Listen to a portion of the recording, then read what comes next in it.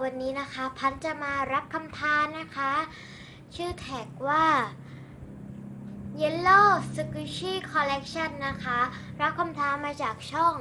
Winnie_Scosa นะคะก็อย่าลืมไปกดไลค์และกดติดตามให้กับช่อง Winnie_Scosa ด้วยนะคะจะเป็นยังไงในการรับคำท้าของพันมาดูกันเลยค่ะ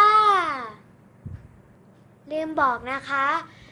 Yeiiow Squishy Collection นี้มันก็เป็นทำนองว่า Squishy ที่เป็นสีเหลืองนะคะที่เรามีอยู่ซึ่งพันมีอยู่ไม่เยอะนะคะก็ต้องขออภัยด้วยนะคะ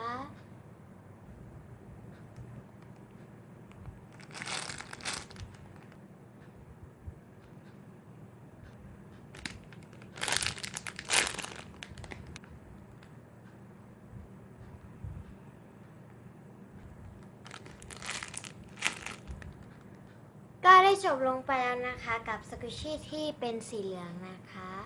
ก็มีไม่เยอะนะคะมีอยู่แค่3ชิ้นนะคะสควิชชี่ที่เป็นสีเหลืองเพราะว่าไม่ค่อยมีเลยนะคะก็คนที่จะท้าต่อนะคะคนแรกนะคะก็จะเป็นเพื่อนเราเองชื่อว่าข้าวปุ้นนะคะคนที่2นะคะชื่อว่าแชมพูนะคะแล้วก็